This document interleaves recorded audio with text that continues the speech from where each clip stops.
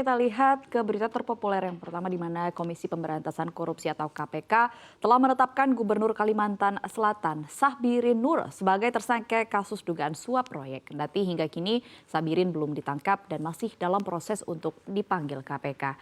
Direktur Penyidikan KPK Asep Guntur Rahayu menyatakan Sahbirin belum ditahan karena penahanan tersangka yang terjaring dalam operasi tangkap tangan atau OTT dilakukan menyesuaikan aliran uang.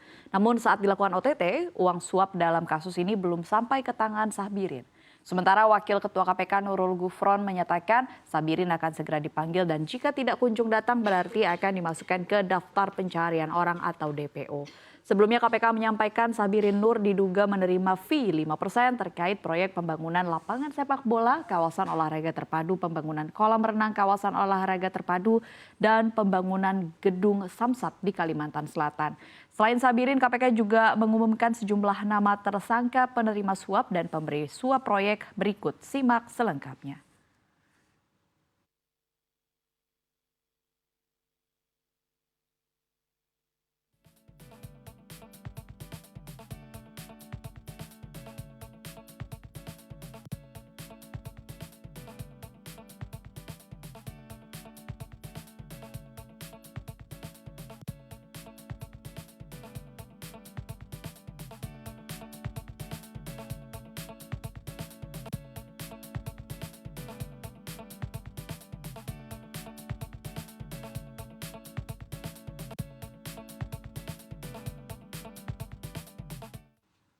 Pemirsa, kita lihat berita terpopuler yang selanjutnya di mana Menteri Perindustrian Republik Indonesia Agus Gumiwang Kartasasmita buka-bukaan soal alasan Apple belum bisa menjual produk iPhone 16 di Indonesia.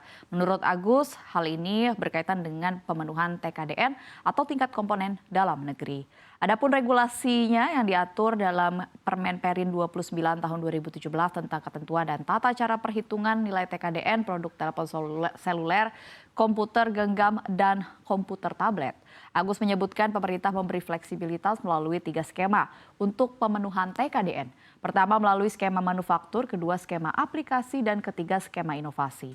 Apple lalu memilih opsi yang ketiga meskipun menurut Menperin skema manufakturlah yang paling ideal.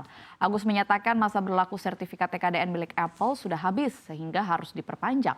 Proses perpanjangan masih menunggu Apple merealisasikan investasinya sebesar 1,71 triliun rupiah yang saat ini tercatat baru sebesar 1,48 triliun rupiah.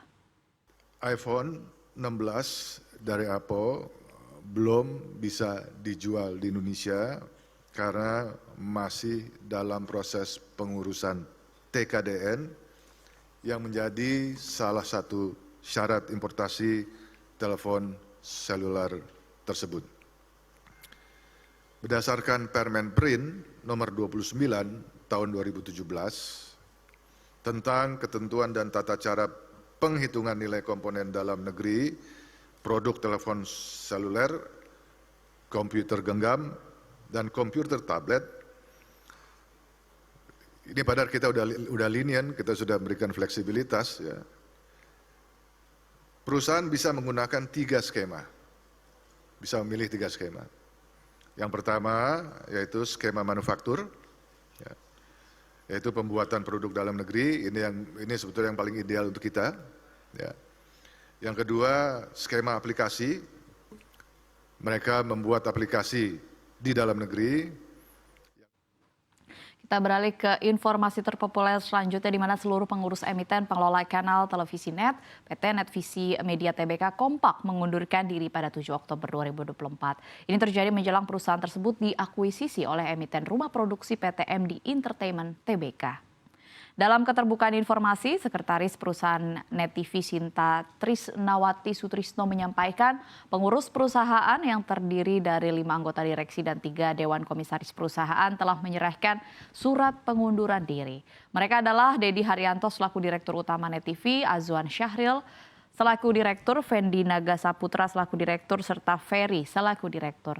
Lalu ada pula Lee Halim selaku Komisaris Utama, Clifford David Rees selaku Komisaris Independen, dan Rahmat Nugroho selaku Komisaris. Selanjutnya perseroan akan mengikuti dan menjalankan ketentuan-ketentuan yang diatur sesuai dengan anggaran dasar perseroan dan peraturan perundang-undangan yang berlaku, termasuk untuk meminta persetujuan dari pemegang saham atas pengunduran diri tersebut dan perubahan susunan direksi dan Dewan Komisaris Perseroan melalui rapat umum pemegang saham luar biasa Perseroan. Adapun emiten film yang dimiliki oleh Manoj Punjabi berencana mengakuisisi 80,05% saham Net TV dengan nilai transaksi mencapai 1,65 triliun rupiah.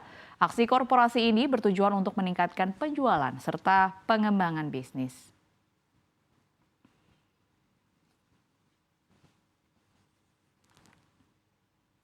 Informasi terpopuler yang terakhir di mana Perdana Menteri Israel Benjamin Netanyahu pada Selasa waktu setempat mengumumkan bahwa serangan udara Israel telah menewaskan 2 penerus pemimpin Hizbullah yang telah gugur.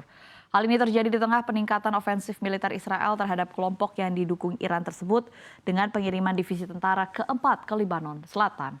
Netanyahu membuat pernyataan ini melalui sebuah video yang dirilis oleh kantornya beberapa jam setelah wakil pemimpin Hizbullah menyiratkan kemungkinan pembicaraan untuk gencatan senjata. Menteri Pertahanan Israel Yoav Gallant menyatakan bahwa Hashem Safieddin, orang yang diperkirakan akan menggantikan Nasrallah, kemungkinan besar sudah dihilangkan. Namun belum jelas siapa yang dimaksud Netanyahu dengan pengganti dari pengganti. Juru bicara militer Israel Daniel Hagari menambahkan bahwa Safieddin diketahui berada di markas intelijen Hizbullah ketika serangan udara dilancarkan dan statusnya masih diperiksa. Safieddin belum muncul di hadapan publik sejak serangan udara itu yang merupakan bagian dari eskalasi ofensif Israel setelah setahun bentrokan perbatasan dengan Hizbullah. Kelompok ini merupakan kekuatan proksi Iran yang paling bersenjata di Timur Tengah dan telah memberikan dukungan kepada militan Palestina yang berperang melawan Israel di Gaza. Militer Israel menyatakan pada Selasa bahwa serangan udara yang menghancurkan instalasi bawah tanah Hizbullah di Lebanon Selatan dalam 24 jam terakhir telah menewaskan setidaknya 50 pejuang, termasuk 6 komandan sektor dan pejabat regional. Tensi regional yang memanas akibat serangan oleh kelompok bersenjata Palestina Hamas dari Gaza terhadap Israel Selatan setahun lalu makin meningkat dalam beberapa minggu terakhir hingga merembet ke Lebanon.